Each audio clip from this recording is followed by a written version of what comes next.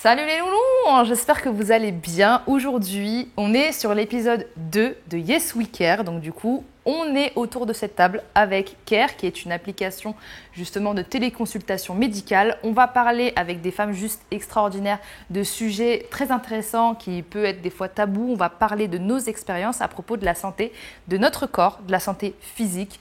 On a actuellement juste à côté de moi 2 personnes que j'ai choisies qui sont juste incroyables. J'ai hâte de vous les faire découvrir. On a Fatou du coup, qui est une créatrice de contenu engagée et militante. Et on a Marion Seclin, pareil. Créatrice de contenu, militante et engagée. On est toutes féministes autour de la table. Hein, voilà. On ne se pose même plus la question. Je ne le dis même plus tellement on n'a pas à le dire en fait. On a tous à l'être tout simplement. Et on a du coup Dr Julie Salomon qui est aussi notre directrice du pôle médical chez Care qui va venir répondre à toutes nos questions autour de cette table. On va commencer là à parler de contraception. Je pense qu'on a été toutes confrontées à la contraception autour de cette table. Marion est très chaude sur le sujet. J'ai vraiment très hâte que vous... Elle se retient en fait depuis tout à l'heure. Je suis très salée sur le sujet garde, de la contraception. garde pour la vidéo. Je veux du sensationnel. T'inquiète pas, ça va arriver. On va parler de contraception. Comme je disais, on a toutes été confrontés à différents problèmes, sujets liés à la contraception. Soit parce qu'on a été mal suivis, mal accompagnés et aussi mal informés, voire même des fois désinformés. D'ailleurs, le docteur Julie Salomon sera là. J'aime bien dire docteur Julie Salomon, ça fait vraiment classe, je trouve. Sera là pour répondre à nos questions de manière très professionnelle. Et nous, on sera là pour apporter le vécu. Colère. Le vécu, la colère, les sentiments, les sensations et plein de choses. C'est ça. Donc là, je vais vous donner un chiffre. Vous allez me dire à quoi ça correspond. Mais je pense que vous avez un peu la réponse. Si je vous donne le chiffre 12. C'est le nombre de contraceptions féminines qui existent. Bingo, à peu près. Sur Terre. Exactement. Enfin, sur Terre. Et du coup, j'aimerais savoir, on va commencer par Marion, parce que sinon, elle va m'étrangler sur le canapé pour me dire, je veux parler. J'ai trop de choses à dire sur la contraception. Alors toi, quel a été ton rapport avec la contraception, ton expérience par rapport à ça? Je trouve l'idée super. L'idée de base de pouvoir faire en sorte qu'on ait des coïts sans faire d'enfants, c'est trop bien, très bonne idée. Dans les faits, je trouve que ça a été fait avec les coudes. C'est-à-dire que déjà, une femme est fertile 2 à 3 jours par mois, si je ne me trompe pas. Ouais. Un homme est fertile à chaque éjaculation. Ouais, donc c'est à nous de prendre la contraception en charge. Jusque-là, ça n'a l'air de déranger personne. C'est vraiment genre, allez, on le porte aussi. Au-delà de ça, il existe pour les femmes, de tout ce que j'ai essayé, parce que je n'ai pas essayé les 12, mais j'ai connaissance des 12 contraceptions. Okay. Évidemment, quand j'ai commencé ma vie sexuelle, on m'a donné la pilule, parce que c'était une époque où on ne se demandait pas si c'était plus ou moins adapté à qui t'étais. On s'en fichait. Mais c'est comme un paquet de M&M's. Oui. Ah ouais, moi, on m'a donné, pardon, excuse-moi de t'interrompre, la pilule pour mes boutons. Oui, moi aussi. Mais j'ai eu la même. J'avais même pas encore eu de rapport sexuel qu'on m'a dit. Oui. Ah mais oui, donc tu as des boutons. Ah bah du coup on va te prescrire la pilule. J'ai eu la même pilule que ça. Et c'est surtout, on ne te fait pas faire de prise de sang, d'analyse, on s'en fiche de savoir si ton corps va le tolérer ou pas. Et puis de toute façon, on ne parle même pas d'effets secondaires. Ouais. Toi, tu es d'accord, tu le fais, tu mets ton petit rappel. Limite, tu te sens grande, tu es là, je suis un peu adulte, car... Et en fait, c'est horrible, tu es en train de te détruire de l'intérieur. Quand j'ai voulu arrêter les hormones, je me suis dit, j'arrête les hormones définitivement. Donc, toutes les autres contraceptions qui étaient l'implant, les patchs, les injections, tout ce qui existe, qui est hormonal, je me suis dit, je ne veux pas. Parce que je sentais que ça modifiait quelque chose dans ma psyché, vraiment. Okay. Que j'étais comme anesthésiée. Et quand j'ai arrêté la pilule, je me suis rencontrée. Donc, je m'étais perdue adolescente parce que j'avais commencé. Et plus tard dans ma vie d'adulte, j'arrête pour des raisons purement par hasard. Et là, d'un coup, je me rencontre et je fais « j'ai des émotions, ça fait comme ça ». Et parfois, c'est pas grave si ça fait comme ça. Et « ah, c'est ça mes règles pour de vrai ». Et « ah, c'est ça mon syndrome prémenstruel ». Mais qui suis-je? Et en fait, je suis très contente. Et donc, j'ai essayé tout ce qu'on appelle les contraceptifs locaux, c'est-à-dire ceux qui sont donc pas les contraceptions pas hormonales. Et à chaque fois, c'était des galères. Mais des galères, genre le diaphragme, qui est donc une sorte de parachute que tu rentres à l'intérieur de toi et qui est censé empêcher le sperme de passer. Mais que tu n'utilises pas seul, il faut que tu l'utilises avec un ovule spermicide dont l'action est annulée par le savon. D'accord. Donc moi dans ma tête j'étais là, ouais, on a créé une arme super puissante, mais si vous soufflez dessus, elle tombe. J'étais là, donc c'est pas une arme super puissante. Mais attends, mais quand tu parles de savon, parce que je connais absolument pas cette contraception, en vrai. En gros, l'ovule spermicide, c'est un petit ovule qui est censé tuer les spermatozoïdes qui passent. Okay. Sauf que apparemment son action est annulée par le fait de mettre du savon. Donc quand par réflexe après tu vas te laver, t'as perdu. Et en plus de ça, tu mets le diaphragme. Alors c'est très rigolo un diaphragme, ça ressemble vraiment à un petit cerf-volant. Quand tu le vois, il est grand comme ça, tu te dis, ça va jamais rentrer, enfin, pas déconner. Puis évidemment, il se plie d'une certaine manière. D'accord. Puis il est censé s'ouvrir dans toi. Il faut le garder 6 heures après l'éjaculation.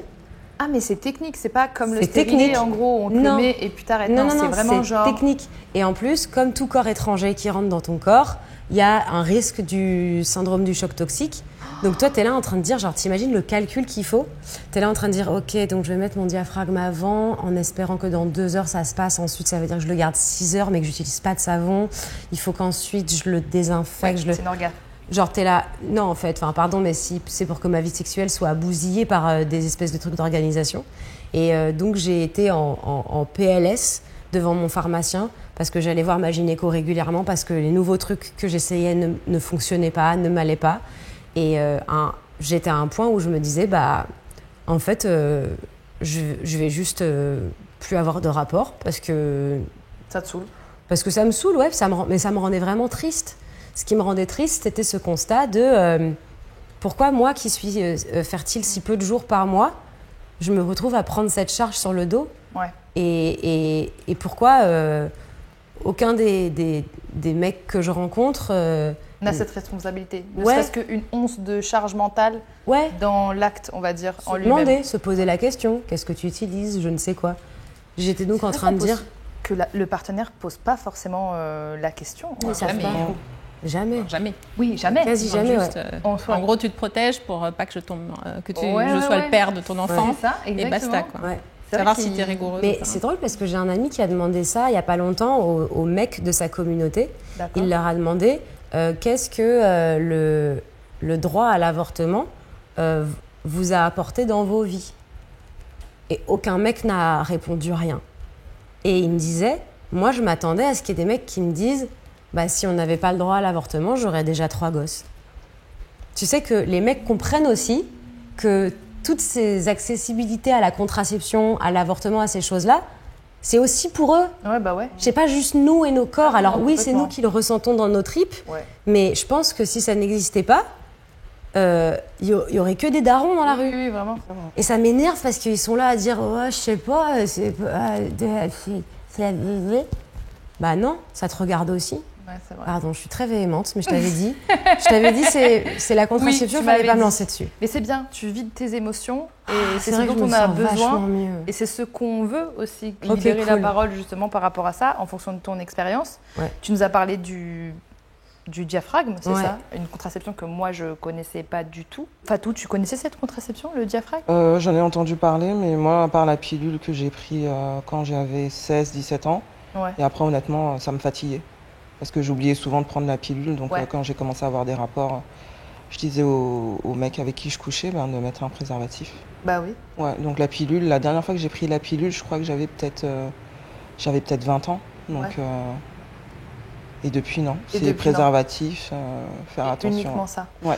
Moi, en vrai, c'est vrai que j'ai pris la pilule super tôt. Non, pas vraiment super tôt, une fois que j'ai eu l'apparition de l'acné. Donc j'ai un rapport avec la contraception qui est même pas en fait lié au rapport sexuel, mais plus lié à la santé de ma peau. Alors que bon, c'est comme si en gros, tu vas chez le boulanger, tu demandes une baguette et il te donne, je sais pas, une saucisse. Genre, ça n'a rien à voir. Tu sais qu'en plus, j'ai découvert cette pilule-là qui lutte contre l'acné. À la base, elle a été uniquement créée pour lutter contre l'acné. D'accord, ok. Et ils se sont dit, oh là là, c'est tellement puissant qu'en plus, ça fait contraception. Et ensuite, ils l'ont commercialisé comme contraceptif. Mais à la base de la base, c'était juste un anti-acné pour tout le monde. Ok. Et vraiment, ils étaient là genre, hé les gars, il y a un effet secondaire super, c'est qu'en plus, ça rend les femmes infertiles. C'est top ou pas? Et j'étais là genre... Non. C'est genre même pas fait pour. Je suis absolument certaine de ça, parce qu'en fait, c'est le contenu de ta pilule, c'est les hormones qui sont dedans qui déterminent leur fonction. Et donc, en fait, si c'est des hormones qui ont une action sur ta peau, ça n'empêche pas qu'elles ont aussi des actions ailleurs. Et les hormones, on sait à peu près à quoi elles servent. Donc, on savait déjà que ça avait un lien sur l'ovulation et la fertilité. Simplement, l'intention initiale, quand tu fais une étude pour un médicament, tu l'orientes sur une intention pour pouvoir voir les effets. Et donc, après, ils se sont peut-être rendus compte. Oui, c'est ce que j'avais entendu. Vérifier, mais c'est vrai qu'il ne faut pas trop être manichéen parce que tu vois, pour toi ça n'a pas été les hormones et ça s'entend et c'est vrai qu'il faut qu'on soit capable de te proposer autre chose, mais il y en a pour qui ça convient parce qu'il y en a à qui il peut y avoir vraiment un dérèglement hormonal très fort qui peut être apaisé et dans lequel elles vont trouver un confort justement. Et donc il faut aussi accepter de se dire que chaque femme a besoin d'une contraception et c'est là notre rôle à nous médecins, sages-femmes, généralistes, gynécos, de proposer pour pouvoir trouver. Et là pour le coup tu as complètement raison, il ne faut pas partir du principe pilule parce que c'est facile et on n'en parle plus. C'est je t'interroge, est-ce que tu es du genre hyper régulière, est-ce que tu es capable de prendre un truc tous les jours, est-ce que tu le veux, est-ce que tu as déjà essayé, et donc ça c'est une discussion. Voilà, est-ce que tu sais ce que c'est. Et puis effectivement il y a tellement de différences. Alors il y a aussi des choses qui ont évolué dans le temps. Fut un temps on ne parlait pas de stérilet avant les premières grossesses. Aujourd'hui on revient dessus, donc il y a beaucoup de choses qui évoluent. Donc c'est vrai qu'aujourd'hui on a beaucoup plus de recul, beaucoup plus de choix et aussi une meilleure connaissance. Les médecins ont normalement un peu plus la notion du fait qu'il faut proposer différentes choses. Même à travers cette vidéo on libère la parole, donc forcément il y a aussi des spécialistes qui vont nous regarder et qui vont se dire la prochaine fois que du coup il y aura une jeune fille qui va venir me voir, je vais lui proposer beaucoup plus de contraception. Moi personnellement et vous, ça n'a pas forcément été le cas. On a dû rechercher, on a dû comprendre, on a dû aussi les tester aussi pour se dire mon corps comment il réagit en fonction de ça, etc. Moi je sais que je l'ai pris justement pour les boutons, donc rien à voir en vrai avec la contraception. Puis par la suite je l'ai pris du coup parce que j'avais du coup un petit copain forcément, mais je l'ai pris en me disant il faut quand même qu'on fasse les tests chacun de notre côté, chose qui est pour moi très primordiale. Je tiens vraiment aussi à faire énormément de prévention par rapport à ça, parce que pour moi c'est super important, parce qu'on a tendance à associer pilule au fait de ne pas avoir d'enfant, enfin du coup de choisir quand on veut, de choisir. Mais il y a énormément d'autres risques en fait, qui ne sont pas que la grossesse, qui sont aussi les MST, les IST, mais ça on en reviendra beaucoup plus tard. Mais du coup, moi pour le coup, j'ai changé de pilule et en changeant de pilule, parce qu'elle ne me correspondait plus, en fait, elle me correspondait plus, je me suis mal sentie. En fait, c'était pas la bonne pilule, j'ai eu des effets secondaires qui ne m'ont pas plu. Et c'est vrai que j'aurais aimé qu'on me dise « Mais meuf, en fait, il existe 11 autres moyens de contraception qui peuvent te convenir et qui peuvent, en gros… Il n'y a pas que la pilule, en fait. Il y a le stérilet, il y a le diaphragme, il y a… la cape cervicale. Il y a le patch. Il y a le patch, il y a les injections, il y a la cape cervicale, il y a le diaphragme, il y a l'implant. Il y a le stérilet hormonal et le stérilet en cuivre. Et donc la pilule. Je sais qu'il compte dans les moyens de contraception le retrait, mais que comme il a un tout petit score, on l'oublie. Non, mais c'est important de préciser qu'il y en a qui en ont entendu parler, mais qu'il a une efficacité qui est dramatique. Ah oui, non, c'est il n'est pas efficace. La température, c'est des choses qui doivent être évoquées pour pas être, Oui, bien sûr. Je crois qu'on a globalement fait le tour de tout ce qui existe. Il y a le spermicide, du coup. Et puis, il y a… préservatif. Et vasectomie ou ligature des trompes aussi, qui sont comptés dans les contraceptions. D'accord, ok. Ce qui fait 13 du coup, parce que là, tu as introduit la contraception masculine. Ah oui, j'ai osé. Et encore, il y en a une autre de contraception masculine dont on parle rarement, mais parce que, tu sais, les hommes, ils n'aiment pas les trucs qui les serrent, alors on n'en parle pas trop. Et c'est un truc à la base qui s'appelle… genre le remont de couilles toulousain ou un truc comme ça. Quoi ? Je connaissais pas. En fait, c'est un système, ça a été réinventé depuis, et ils en ont fait une sorte d'anneau en silicone que tu mets autour de ton pénis et de tes testicules, et qui font remonter tes testicules plus haut dans ton corps, endroit où il fait trop chaud, et où donc du coup, les spermatozoïdes qui sont créés sont pas viables. Genre, c'est des spermatozoïdes déjà flemmards. Il faut 3 mois pour que ça fonctionne, puisque globalement, tu les gardes 3 mois, tes spermatozoïdes. Et tu portes ça 15 heures par jour. Donc, c'est ni à l'intérieur de ton corps, ni hormonal, ni douloureux, ni syndrome du choc toxique. Juste, il faut que 15 heures par jour, tu portes ce truc qui apparemment s'oublie dans les 2 premières heures, tu vois. Et en 3 mois, tu fais un spermogramme et ça montre que tes spermatozoïdes, ils ont trop chaud, donc ils sont pas du tout capables de te féconder. La notion de la température pour la survie des spermatozoïdes, c'est bien connu parce que quand on a de la fièvre, pendant 2-3 jours, on est stérile d'une certaine façon. Parce qu'en fait, la température... Alors, il ne faut pas se baser là-dessus pour éviter d'être... Ah bah non, c'est pas 100% d'efficacité. Ouais, c'est clair. Voilà, c'est quelque chose de connu et c'est pour ça que les testicules sont en dehors du corps. Oui. C'est-à-dire qu'elles sont, à travers les bourses, elles sont quand même dans le corps, mais elles ne sont pas dans l'abdomen, alors que nos ovaires sont dans notre abdomen, parce que les testicules sont très sensibles à la chaleur. Parfaitement vrai. Voilà. Tu as ton diplôme de gynéco. Waouh. Mais donc, du coup, est-ce qu'on a oublié une contraception en particulier En fait, comme tu sais, il y a 12-13 contraceptions qui sont plus ou moins compliquées, plus ou moins adaptées à chacun. La question, c'est de trouver la bonne. Ça veut dire qu'en face de toi, tu dois avoir quelqu'un avec qui tu as un échange qui te semble ouvert et quelqu'un qui connaît son domaine, parce que tout le monde n'est pas expert. Enfin, il n'y a pas de honte à dire j'ai beau être médecin généraliste, je ne suis pas expert sur tous les systèmes de contraception. Si ceux que je maîtrise ne te conviennent pas, il faut que tu prennes l'avis d'une sage-femme ou d'un gynéco. Ouais. C'est pas toujours évident d'en trouver, c'est là où on intervient nous CARE, c'est-à-dire qu'on peut te proposer d'avoir des échanges, d'une discussion justement où vraiment il n'y a pas d'examen physique. Là, c'est vraiment comment tu vis les choses, qu'est-ce que tu as comme expérience, quelles ont été tes déceptions ou quelles sont tes attentes. Et ça, tu peux l'avoir facilement avec une sage-femme, un gynéco, un médecin généraliste en téléconsultation. Et puis si après, ça se transforme en une prescription, tu peux avoir une ordonnance. S'il y a besoin d'avoir quelque chose d'implanté, si par exemple on te met un stérilet, là forcément tu vas devoir venir en consultation présentielle. Oui. Mais au moins tu peux avoir des réponses qui sont là. Toi tu es experte, mais enfin il y en a quand même beaucoup. Il y a beaucoup de trucs qui circulent sur internet qui sont quand même n'importe quoi. Ah, bien sûr. Donc il faut avoir l'expertise d'un médecin, d'une sage-femme ou d'un médecin généraliste, enfin gynéco, sage-femme ou généraliste, qui sont les trois qui s'occupent de ça, pour pouvoir avoir une information éclairée. Et d'ailleurs on va passer au deuxième sujet. Premier sujet, les contraceptions, qui était extraordinaire, mais qui est toujours lié à la contraception. On va parler des règles. Je voulais savoir, du coup, vous, quel a été votre rapport avec les règles, les découvertes que vous avez faites par rapport à votre corps, et un petit peu tout ça. Je commence par toi, Fatou. Alors moi, j'ai eu mes règles tard. Je les ai eues à 15 ans. Et elles étaient irrégulières. J'avais mes règles tous les 2, tous les 3 mois. Donc c'est à partir de là, d'ailleurs, que ma mère m'a dit d'aller voir le gynécologue. D'accord. Et c'est de là qu'il m'avait dit, il m'avait proposé d'abord la pilule justement pour régulariser mon cycle. Et vu que j'étais pas assidue et que ça me prenait la tête, j'ai laissé tomber. Donc je préférais avoir mes règles tous les 2-3 mois que de prendre la pilule tout le temps. Et puis moi, je te parle d'une époque, c'était en 80, 15 ans, dans les années 90. 94, 95. Ouais. Il n'y avait pas de... Complètement. D'accès à l'information. Donc c'était, tu allais chez le médecin et c'est le médecin qui savait ce qu'il te faisait, quoi. Donc on ne se posait pas toutes ces questions au sujet de l'endométriose, de fibrome. C'était pas des choses dont honnêtement, je savais même pas que ça existait parce qu'on n'en parlait pas. On n'en parlait pas, c'est juste...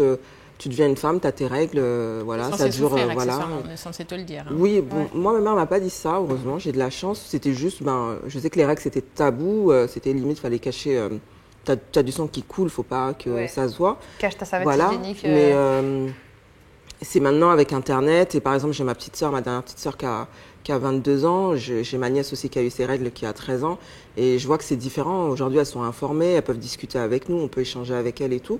Mais moi, à mon époque, franchement, on savait juste que, voilà, t'as du sang, donc ça y est, t'as tes règles. Les règles aussi étaient égales à, tu peux avoir des enfants, or que c'est faux, ça aussi. Donc voilà, vraiment, nous, on était dans un brouillard total. Après, j'ai pas eu des règles qui m'ont fait mal, ou j'ai pas eu de douleur. Donc, non, j'ai eu des règles paisibles. Et ça a changé au fur et à mesure du temps, parce que les règles sont jamais les mêmes. C'est jamais les mêmes. C'est très souvent irrégulier. Oui, par exemple, quand j'étais plus jeune, mes règles pouvaient durer 6 jours, 7 jours, voire toute la semaine. Et puis plus tu vieillis, les règles, tu les as là maintenant, mes règles peuvent durer 3-4 jours, quoi. Ouais. Et puis elles vont être toutes légères, elles vont être moins rouges vifs que quand j'étais jeune. Là, par contre, toi, tu vois le changement de ton corps. Ouais. Mais en fonction même de ton humeur, de comment t'es, en fonction de ce que tu manges, en fonction de tes périodes de ta vie aussi, tes règles, elles changent complètement. Enfin, moi, je sais que j'ai pas les règles que j'avais il y a 5 ans, en vrai. Et aussi, j'ai pas les mêmes syndromes prémenstruels que pas mal de femmes. Et ça, c'est vrai qu'on a tendance à dire « Ah ouais, non, mais t'es de mauvaise humeur, t'as tes règles, machin », à assimiler tout plein de choses par rapport à ça. Alors que non, on peut vivre des règles paisiblement, comme on peut vivre aussi un calvaire quand on a nos règles. Et c'est pour ça que dès qu'on sent dans son corps que c'est étrange, que c'est bizarre, qu'on se sent mal. Il faut se poser des questions. Il faut se poser des questions et il ne faut pas se dire « Ah, j'ai mal, c'est normal, j'ai mes règles ». Non, si j'ai mal, il faut que j'en parle aussi à un spécialiste pour savoir… En fait, c'est ça, il faut arriver à faire la part des choses parce que c'est très bien de faire passer le message que les règles, elles peuvent être simples. Ouais. Ça peut être régulier. Alors, c'est très souvent irrégulier dans l'adolescence. Il ne faut pas s'inquiéter de ça. C'est juste galère parce que du coup, tu ne sais jamais trop quand ça va tomber dessus. Mais en revanche, ce n'est pas forcément un signe de maladie ou quoi que ce soit. Mais effectivement, il y a des règles qui se passent bien, qui sont régulières, qui sont bien vécues, qui ne sont pas trop abondantes. Ça existe. Et il y a aussi des règles qui sont moyennement douloureuses et ça existe. Et par contre, dès lors que ça devient quelque chose qui te handicape, t'empêche d'avoir ta vie sociale, là, il y a un truc qui ne va pas. En tout cas, il faut au moins prendre un avis. Et c'est là encore où il y a besoin d'avoir l'expertise d'un professionnel, en fait. Et pas se laisser, parce que c'est tabou, ne pas oser en parler à ses parents quand on est ado ou ne pas oser franchir le seuil d'une consultation. Et maintenant, on a la chance d'avoir des experts en direct qui vont répondre en direct à ton cas particulier. Et c'est encore l'intérêt de la téléconsultation. Et si jamais il y a quelque chose qui a l'air suspect, il va t'orienter, faire des examens complémentaires, t'orienter vers un examen physique s'il y a besoin. Ce qui serait bien, c'est que les professionnels de santé communiquent beaucoup autour du fait que les jeunes filles doivent aller consulter un spécialiste, pas seulement quand elles commencent à avoir des rapports sexuels, parce que c'est pas parce qu'elles n'ont pas de rapport sexuel qu'elles ne peuvent pas avoir de problèmes internes vis-à-vis des règles, vis-à-vis même de leur utérus et plein de choses comme ça. On dit des organes sexuels, mais c'est surtout avant tout des organes féminins. Et ces organes féminins, ils nécessitent d'être pris en considération, parce qu'ils sont vivants. Il y a de la prévention, il y a de la compréhension de l'explication, des dépistages, tout ça qui ne sont pas exclusivement liés à la sexualité. Il y a des gens qui n'ont pas une activité sexuelle débordante, qui ont quand même besoin d'avoir un avis et un suivi gynéco. Il y a tellement de filles qui pensent que… Pardon ? Il y a tellement de filles qui pensent, moi je sais qu'il y a même des filles de mon âge qui ont pas d'activité sexuelle, mais pour elles, comme elles n'ont pas d'activité sexuelle, elles n'ont pas le besoin d'aller… C'est un domaine en sommeil et qu'il faut rien à faire. Il y a une vie, heureusement d'ailleurs, il y a une vie de l'organe toute sa vie, donc il faut en prendre soin, et il faut en prendre soin comme on va chez le dentiste, on prend soin de ses dents, on fait du dépistage, on surveille que tout va bien. Là aussi, au niveau gynéco, il faut surveiller que ça va bien et pas attendre qu'il y ait des symptômes, parce que c'est dommage, plus on les prend tôt, meilleur est le pronostic en général. Donc, Et toi, du coup, est-ce que tu as une anecdote à nous raconter sur les règles, peu importe, soit une anecdote fun. Ouais, j'ai une anecdote fun. Si, elle est plutôt fun. Alors, moi, déjà, je suis très heureuse avec mes règles. Je suis très contente de les avoir. C'est bien de le dire. Il y a quelque chose de régulier dans l'irrégularité. C'est-à-dire que c'est pas non plus régulier, mais le fait que tous les mois, j'ai l'impression que ça fait comme un renouveau, un truc. Ça me rassure. Mes 24 premières 48 heures sont douloureuses. Assez douloureuse. Je ne fais pas d'endométriose, ça je suis allée vérifier, donc tout va bien. Mais je suis rassurée de savoir qu'elles sont là, de savoir qu'elles existent, que ça fait un cycle, que c'est une nouveauté. Ouais. Et puis, plus on a changé de protection périodique, plus on s'est éloigné des tampons et des coupes menstruelles, plus je suis allée vers genre la culotte de règles. Et donc, j'ai découvert à quoi ressemblaient mes règles. Et j'étais dans une… En fait, cet apprentissage et cette connaissance me réjouissait plus que me faisait faire… Non, moi j'ai toujours pensé depuis ado, je ne comprenais pas pourquoi on ne parlait pas des règles. J'étais vraiment outrée de dire, attendez, ça arrive à la moitié de la population, une fois par mois, pendant une quarantaine d'années de sa vie, et on n'a pas le droit d'en parler. Et j'étais déjà en colère de ça. Donc moi, dès que j'ai pu parler de règles, j'ai parlé de règles. Et mon anecdote, c'était mes toutes premières règles que j'ai eues quand j'avais 13 ans. Okay. Et donc, je les ai eues au collège. J'étais au collège, j'ai eu hyper mal au ventre d'un coup. Puis, je m'en suis remise et je suis rentrée chez moi le soir. Je suis allée aux toilettes et j'ai vu une énorme trace brune très foncée dans ma culotte. La première chose que je me suis dit, c'est putain, je me suis fait caca dessus, c'est horriblement humiliant. Qu'est-ce que je vais aller dire à ma mère ? C'était encore elle qui faisait la machine. Et tout, ouais.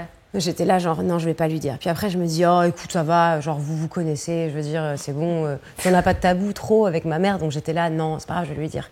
Et donc, je vais lui dire, je l'appelle et je lui dis, qu'est-ce que c'est ? Et elle me dit, c'est du sang, je pense que tu as tes règles. Moi, dans ma tête, je me dis, mais je suis adulte, mais ça y est, mais wouh, elle est où ma soirée ? Et ma mère me dit, du coup, ça, c'est un tampon, mais je pense que tu peux attendre un peu pour les utiliser, ça se met comme ça, c'est une serviette et tout. Et moi, j'étais là. Excuse-moi, elle est où ma fête ? Ils sont où les cotillons ? Il est où le gâteau avec quelqu'un qui sort en mode félicitations, t'es une femme ? Ma mère, elle me dit, mais quand t'es née et que j'ai découvert que t'étais une petite fille et qu'en grandissant, t'étais toujours une petite fille, Je savais, c'était écrit sur la boîte. Sur le mode d'emploi, il y avait écrit que tu aurais tes règles, donc je suis pas genre surprise. Et je lui dis, et il est où le message que je suis enfin une femme? Et elle me regarde et elle me dit, t'as 13 ans. Ouais, t'es pas une femme. Ah ouais, c'est clair. T'es un enfant. Et elle me dit, il y a déjà tellement de messages qui sexualisent les petites filles que moi, je veux pas que tu penses qu'à travers la douleur et le sang, t'es une femme. C'est bien. Elle me dit, tu seras une femme le jour peut-être où tu auras un premier rapport sexuel avec du plaisir, le jour où tu auras ta première fiche de paie, le jour où tu paieras tes propres impôts. Mais être une femme à 13 ans, et elle me disait, moi je veux pas, je te sexualiserai pas, donc tu n'es pas une femme, tu es une femelle de ton espèce. Tu verras quand est-ce que tu te sentiras. Et moi, j'étais là, ouais, mais bon, enfin, ça se fait pas aussi. On aurait pu faire, je sais pas, genre une soirée ou au moins genre un gilet.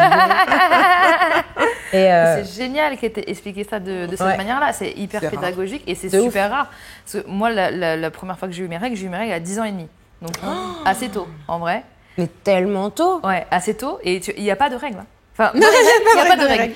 Tu peux avoir. Il y a une certaine règle, c'est qu'en fait, tu as souvent les règles à l'âge où ta mère a eu ses règles. Ah, mais en effet, ma mère a eu ses règles. Alors, c'est bon, c'est avec ma mère a eu ses règles super tôt, en effet. Donc, 10 ans et demi, j'ai mes règles. Voilà, 10 ans et demi, tu commences à te dire, ouais, trop bien et tout. Tu commences à sortir des petits goûters d'anniversaire, etc. et tout. Donc, moi, j'ai mes règles. Boum, je me dis, ça y est, c'est la fin de mon monde. Et je me suis dit, ma vie ne sera plus jamais comme avant. Une fois par mois, je ne vais plus être insouciante. Et j'avais le sentiment, réellement, de perdre cette insouciance en me disant que j'allais avoir cette responsabilité, donc au final, cette charge mentale une fois par mois, de me dire, mon corps va se mettre à saigner, donc il va falloir que je le cache, en fait. Il va falloir, du coup, que je sois organisée. Or que quand t'as 10 ans, t'es en mode « Ouais, vas-y, je m'en fous, je pue des pieds, j'ai des poils, j'ai machin. » Bon, pas maintenant, j'ai l'impression que vraiment, les adolescentes de maintenant, c'est plus pareil que… Enfin, les 10 ans de mon époque, moi, 10 ans, c'était en 2000… 10 ans, t'es en CM2 Oui, madame, moi, j'étais en 6e. Ah, toi, t'avais… Ok, t'étais en 6e. Parce que je suis de décembre, du coup. Ok, d'accord. Fin d'année. Mais parce que moi j'étais là, genre je peux pas en CM2, genre je joue encore avec. Il y a des filles qui ont des règles encore plus tôt. Et après ça devient pathologique quand c'est vraiment très tôt. D'accord, ok. Ça je savais pas. Moi c'est pas dû aux perturbateurs endocriniens, genre à force de tout ce qu'on se met sur le visage. Il peut y avoir des associations à ça, mais c'est trop vaste pour le réduire. Ok, d'accord. Mais il y a effectivement dès lors avant 8 ans chez les petites filles. Tu veux pas que j'accuse les cosmétiques et l'agroalimentaire. Je peux pas dire qu'il faut pas les accuser. Je te dis juste qu'il y a pas de, c'est pas la seule et unique raison, et il y a plein de raisons pour lesquelles. Et mes règles, au fur et à mesure de mes années de vie, ont changé. Bon, au début c'était plus abondant, après voilà, machin, truc muche et tout. Dernièrement, voilà, j'ai plus de règles parce que j'allaite. Ça, c'est quelque chose que je savais pas. Moi non plus. Voilà, je savais pas. Moi, je savais pas. J'attendais. Ta gynéco, t'as pas dit? Non, parce que j'ai pas forcément posé la question. D'ailleurs, c'est trop marrant parce que la sage-femme est venue me parler, pareil aussi de contraception directement, parce que la peur, c'est que tu retombes enceinte juste après avoir accouché. Ouais, le retour forcément, de couche. surtout après une césar, voilà, c'est très compliqué. Tu peux pas retomber enceinte après une césarienne, il faut que ton corps se remette déjà. Il faut faire attention parce qu'il y a aussi des gens qui pensent que dès lors qu'il n'y a pas de règles, je ne suis pas à risque de retomber enceinte. Ah oui. C'est ça. C'est une erreur. Et c'est faux. Quand on allait, l'allaitement n'est pas un moyen de contraception sûr. Voilà, exactement. Ouais. C'est très juste. Mais du coup, voilà pour je savais pas. sur mes règles. Je ne savais pas. I didn't know. Et on va passer au troisième sujet qui est les IST, MST, sujet très très très important. C'est le sujet qui peut certaines fois s'avérer être irréversible dans certains cas concernant certaines IST ou MST. D'ailleurs, on aura l'occasion d'en parler parce qu'il y a une multitude de IST et MST. D'ailleurs, je ne sais même pas quelle est la différence. Enfin, je sais, mais je pense qu'à travers la caméra, enfin, à travers vos écrans, il y a plein de personnes qui savent potentiellement pas ce que c'est la différence. En fait, MST, c'est maladie sexuellement transmissible. IST, c'est infection sexuellement transmissible. Ça correspond à la même chose. Mais quand on parle d'infection, on se dit, tiens, dépistage, prévention, traitement. Quand on dit maladie, maladie contagieuse, et du coup, sort de mon cadre, mais ça ne veut pas dire je vais pouvoir prévenir. Potentiellement, je peux guérir, ce serait bien, mais peut-être que je vais me le garder toute ma vie. Et donc, infection sexuellement transmissible a plus ce côté, il y a une intervention à avoir, prévention, traitement et suivi, voire même résolution. Le plus gros piège, je trouve, dans les IST et les MST, c'est qu'on a tendance à se dire, bon, de toute manière, si j'ai quelque chose, mon corps me le dirait. pas forcément et pas du tout, sachant en plus de ça que d'un point de vue vaginal, je trouve qu'on a une machine qui est assez incroyable, on va pas se mentir, qui va te permettre de te dire non meuf, tu as rien, tu peux continuer ta vie normalement, alors que pas du tout. Tu as, je sais pas, un chlamydia ou alors autre ou quelque chose d'autre. Et ne serait-ce que notre système auto-nettoyant. Ah oui, complètement. C'est magistral. Enfin, moi, je trouve ça génial. On a un système qui s'auto-nettoie et qui dit, vous inquiétez pas, c'est bon, c'est pour moi, je vais gérer. Et nous, on a juste là à exister. Enfin, je trouve qu'effectivement, on a un appareil incroyable et qui nous protège vachement et qui, parfois, en nous protégeant trop, nous cache des choses. Complètement. Mais vous, du coup, en quoi justement ce questionnement IST et MST est venu à vous? À quel moment vous, justement, vous êtes senti pas informé par rapport à ça? Qu'est-ce que, je vais pas dire qu'est-ce que vous en pensez, mais le tabou autour de ce sujet-là, qu'est-ce qu'il génère chez vous? Et si, du coup, quelle est votre manière en fait de faire de la prévention autour de ça par rapport à votre vie ou vos expériences, quoi? Moi, à mon époque, la seule maladie dont on nous parlait, c'était le sida, en fait. Ouais. Donc, à part le sida, il n'y avait rien qui existait. Il y avait droit de Donc, vraiment, nous, c'était juste le sida. On pensait qu'il n'y avait que... fallait se protéger du sida. Et encore, quand on parlait du sida, à mon époque, c'était plus... on nous a fait croire que c'était une maladie de personnes homosexuelles aussi. Donc, les hétéros, ils étaient un peu en mode, ça ne concerne pas trop. Tu vois. Et après, au fil des années, on a commencé à avoir de la prévention autour des MST, des IST. Et beaucoup grâce à Internet, moi je le vois, avec des comptes comme le tien ou des comptes médicinales ou des comptes préventifs. Donc aujourd'hui, on sait qu'il y a plusieurs sortes de MST et de IST. Pour moi, c'est super important d'éduquer les garçons parce que tu as même des MST qui sont donnés que tu attrapes... que par le biais rapport sexuel avec les hommes. Ouais. Eux, ils sont porteurs sains. Ils sont porteurs, ils vont pas être malades. Ils sont porteurs sains, ça veut dire je suis pas malade, mais tiens, c'est cadeau. Joyeux anniversaire. Comme la chlamydia, par exemple. La chlamydia, ouais. Ça arrive chez certains mecs, non, que ça fasse En fait, il y a des tas d'infections qui arrivent aux hommes et ils ne sont pas forcément asymptomatiques, mais le jour où ils s'en rendent compte, c'est un peu tard, malheureusement. Oui, et donc il y a ça aussi, c'est qu'il ne faut pas négliger. Non, bien sûr. Moi, j'appelle ça leur karma, sans vouloir... C'est leur karma. Mais c'est marrant parce que tu vois, il y a aussi une inégalité femmes-hommes là-dessus sur le papillomavirus, par exemple. Je sais pas si c'est quelque chose. Ah bah si, exactement. Qui n'a pas de papillomavirus de nos jours? Je veux dire, tout le monde là. Alors, moi, je savais pas que c'était si courant. Non, que le papillomavirus, c'était genre vraiment limite pratiquement tout le monde. Alors, c'est à peu près ça. À partir du moment où tu as une activité sexuelle, tu as dû croiser le papillomavirus, tu as vraiment de bonnes chances de l'avoir croisé. Mais il y en a tellement des papillomavirus qu'en fait, il y en a beaucoup que tu évacues tout seul. C'est ça. Selon ton système auto-nettoyant qui est ton système immunitaire. Et en fait, effectivement, ils sont heureusement pas toujours symptomatiques. Mais il y en a quelques-uns qui sont vraiment des saletés, qui peuvent te donner des beaux gros cancers. C'est ça. Que ce soit col de l'utérus, vagin, vulve, anus, gorge. What? Ah, ça, je savais pas. Aussi haut. Ça remonte aussi haut par rapport au rapport oro-bucco. Ah oui, d'accord. Moi, je me suis fait opérer au laser, justement, du col de l'utérus parce que j'ai eu des cellules suspectes. D'accord, ok. J'aime bien les cellules suspectes. J'imagine, tu sais, mes cellules dans la salle d'interrogatoire avec des numéros, des panneaux et quelqu'un derrière une vitre teintée qui dit « c'est la numéro 3, je crois ». Et eux, ils n'ont pas fait ça. Ils ont juste tout grillé au laser. C'était une des pires expériences de ma vie parce que le gynécologue qui m'a opéré était un humain abject. Et tu sais, il était vraiment en mode alors, bon, est-ce que vous avez. Il y a des traces de oncogène et tout. Moi, j'étais là, ça veut dire quoi, oncogène? Il était là, c'est cancérigène. Et en même temps, et vraiment, il me parlait mal. Et moi, j'étais là, trop bien, ça va être vachement sympa cette opération. Donc, je fais 3-4 biopsies d'affilée à 4-5 mois d'écart à chaque fois. Pour finalement qu'ils me disent non, on va attendre encore un peu, on va voir comment ça évolue. Et moi, je suis là, on attend que ça évolue jusqu'à ce que ça évolue, jusqu'à ce que ça puisse plus être soigné, ou qu'est-ce qu'on fait? Il ne faut pas oublier que la médecine, ça reste une science qui est quand même pas bien sûr. Exacte dans tous ses aspects. Donc, il y a effectivement des moments, il faut tâtonner. Mais en fait, le grand mot de l'histoire, c'est de la surveillance. C'est indispensable que les femmes aient des frottis. Et ce n'est pas parce qu'elles auraient ou pas une activité sexuelle qu'elles ne doivent pas avoir des frottis. Et quand on parle de papillomavirus, la raison pour laquelle je venais au sujet, c'est qu'il y a un vaccin qui marche très très bien et qui a au début été proposé aux femmes en se disant, comme ce sont plus souvent elles qui ont des lésions, alors que ce n'est pas exclusivement elles, et que ce sont elles qui sont en contact des médecins parce qu'elles ont leur suivi gynéco, on va travailler la prévention de la dispersion dans toute la société à travers les femmes. Bien sûr. Et puis, il y a des pays qui ont commencé avant nous, et puis il y a des pays qui se sont dit finalement, on n'est pas optimal, on va aussi y mettre les hommes.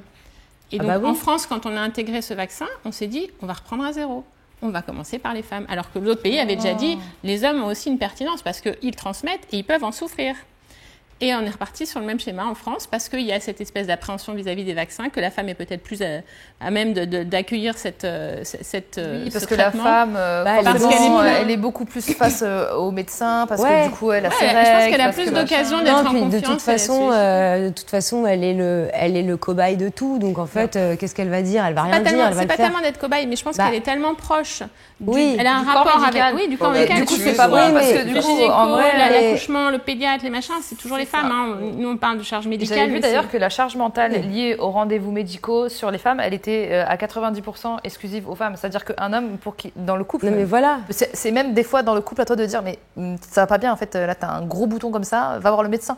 Si vous êtes un homme et que vous regardez cette vidéo, allez vous faire dépister, peu importe que vous ayez des doutes ou quoi que ce soit, ou même juste pour faire le point. Parce qu'on se retrouve forcément des fois à avoir des rapports sexuels, peut-être pas forcément à se protéger à certains moments. Si on a des rapports sexuels qui ne sont pas protégés, il faut forcément faire des tests juste après pour pouvoir justement prendre à temps les choses, parce que il y a des traitements qui existent justement, par exemple si on a un rapport sexuel non protégé avec quelqu'un, on va à l'hôpital et justement je sais qu'on peut nous administrer tu parles du VIH par rapport au VIH. Exactement, même par rapport à pas mal d'autres choses en vrai. Effectivement, il y a ce qu'on appelle des traitements prophylactiques post-contact, on va dire, qui sont effectivement... Mais alors là, il y a une fenêtre de tir un peu précise et c'est tout l'intérêt d'avoir un avis médical. Là encore, je suis désolée, je reviens sur le sujet, mais enfin, je défends vraiment un truc de conviction. C'est-à-dire que plutôt que de errer en se disant « je crois que la capote a pété, je suis pas sûre que j'avais déjà mis la capote à ce moment-là », et bien dans ce cas-là, plutôt que de se prendre la tête, on prend l'avis médical et le médecin va te dire « ok », ou la sage-femme ou le gynéco, là encore, va te dire « ok, s'il y a un risque, hop, dépistage. Et s'il y a vraiment un risque qui a l'air avéré, je te propose le traitement. Et puis, on fait le dépistage dans un délai. Je te prescris l'ordonnance. Et puis, on avance, quoi.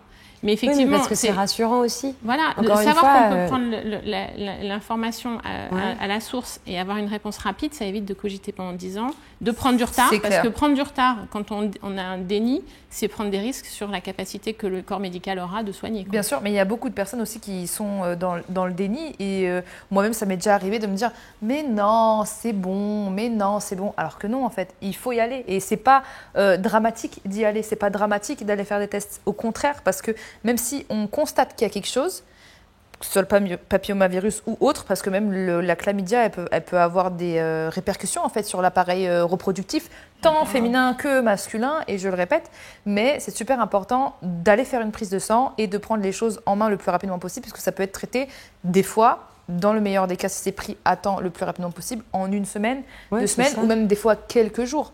Donc en vrai, si on a un doute par rapport à un rapport sexuel qu'on a eu avec quelqu'un, il faut directement consulter ou alors se faire administrer du coup des prises de sang. Et même si on n'a pas de doute, au même titre qu'on fait des dépistages par frottis réguliers, il faut aussi faire des sérologies régulières de dépistage des maladies, des infections sexuellement transmissibles, parce que c'est le meilleur moyen de les prendre à temps et d'éviter de les propager.